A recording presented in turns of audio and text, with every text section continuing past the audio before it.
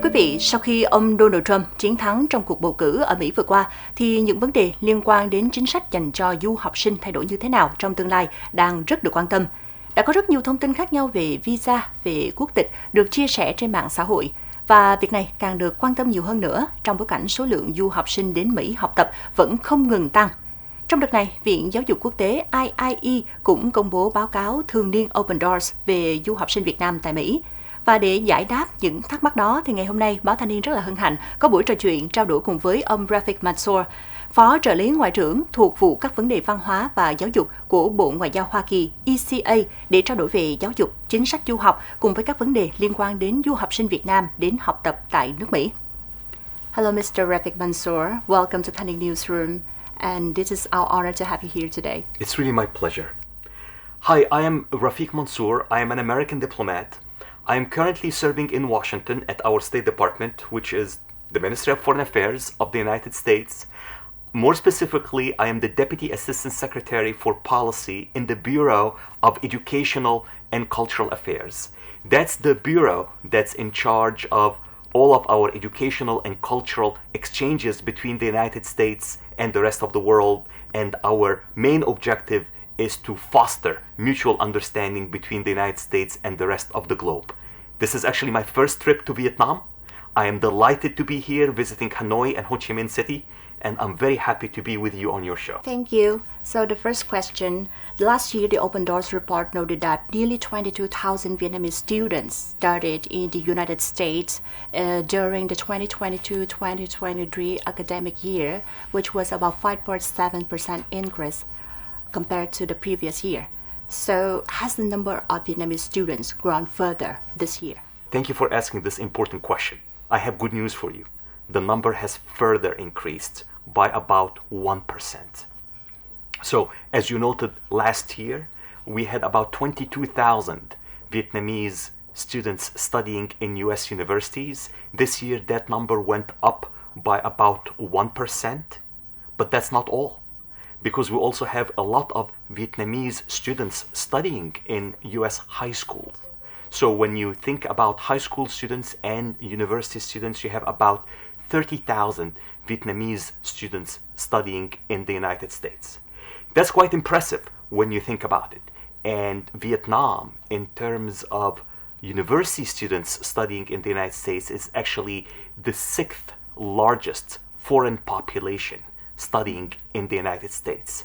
And that's not the first year that Vietnam was in the top 10. As a matter of fact, Vietnam has consistently been in the top 10 foreign students studying in US universities for many, many years now. So how do you assess the quality of Vietnamese students that currently studying in the United States, and what are your expectations for Vietnamese students studying abroad? The quality of Vietnamese students is improving, and that is manifested by their academic records.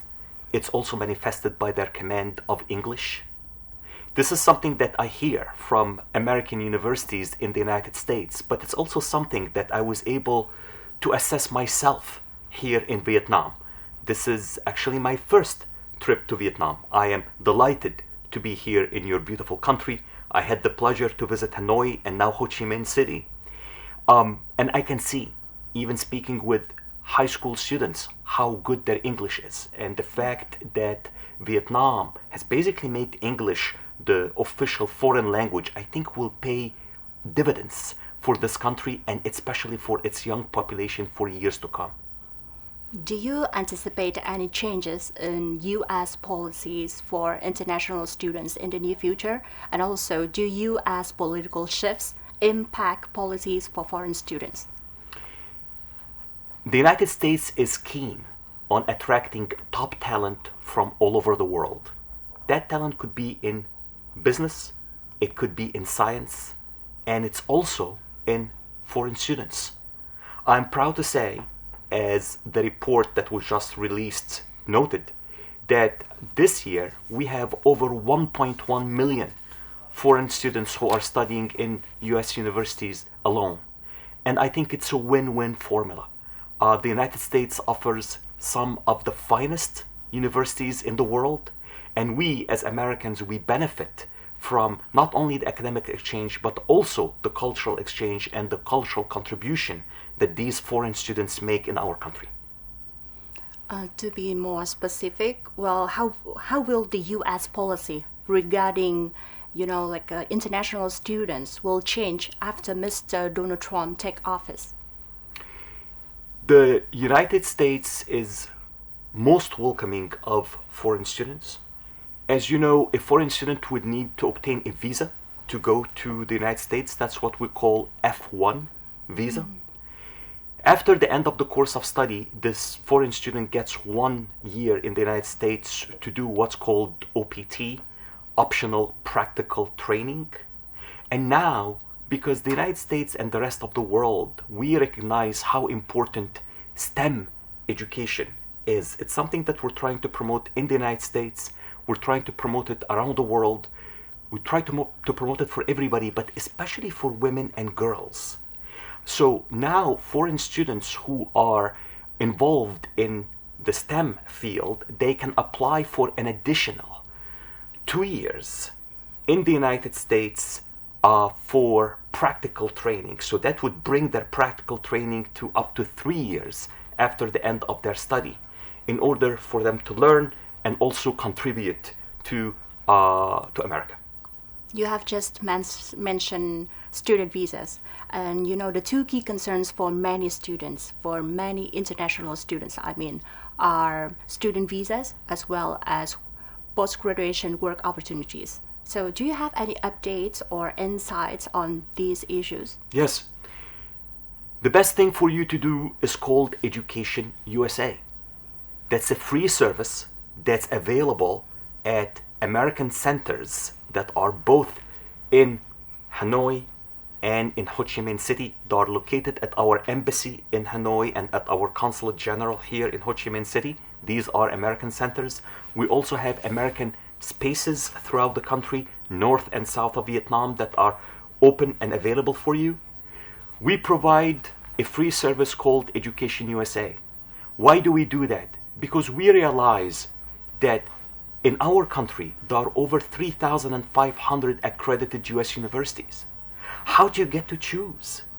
Guess what? It's hard even for American students to be able to do that. So we recognize that. We provide this free counseling service. Vietnamese students are most welcome to go to Education USA, speak with a counselor, talk to them about their academic aspirations.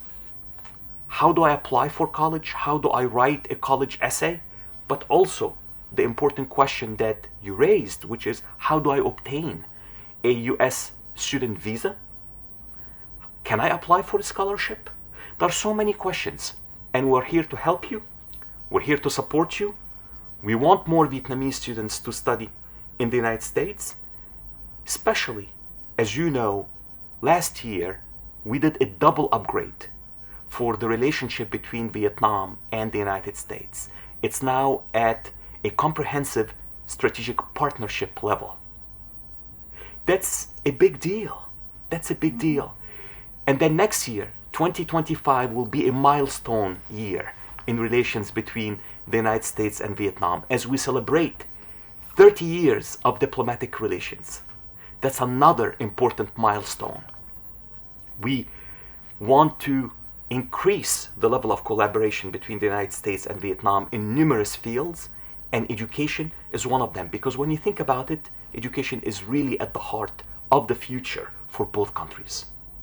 As a representative of the U.S. State Department, can you please share about the upcoming efforts on the United States and Vietnam education cooperation, and how will Vietnamese universities benefit from this cooperation?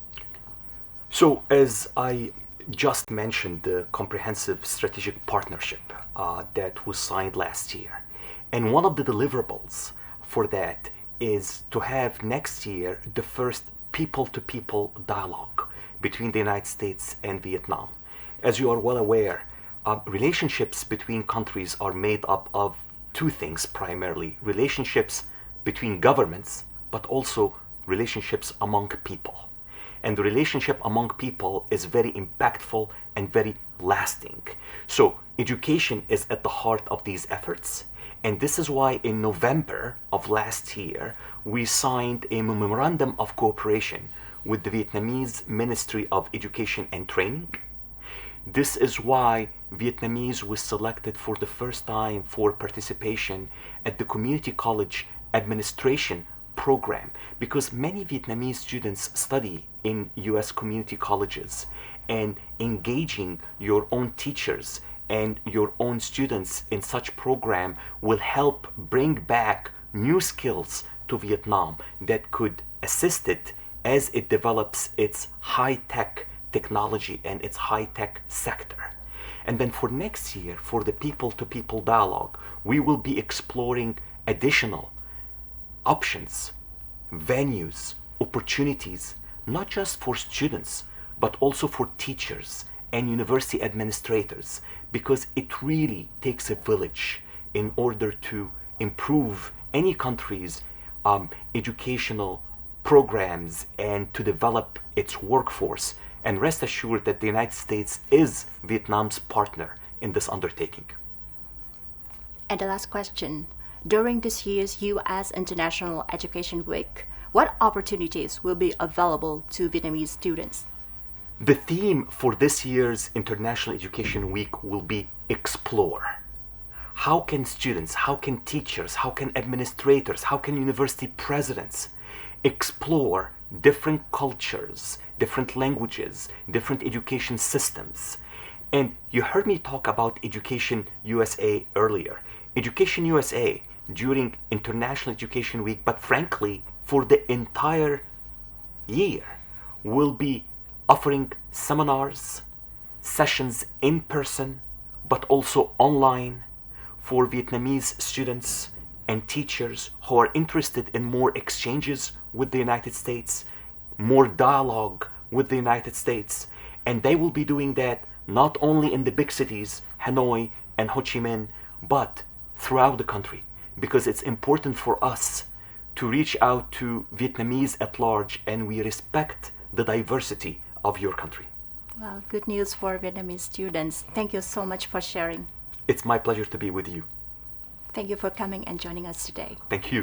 Hy vọng là những thông tin trong buổi trao đổi ngày hôm nay cùng với ông Rafik Mansour đã giúp cho quý vị khán giả, quý phụ huynh, các bạn học sinh, các bạn sinh viên có thêm những thông tin hữu ích về chính sách du học Mỹ trong thời gian sắp tới.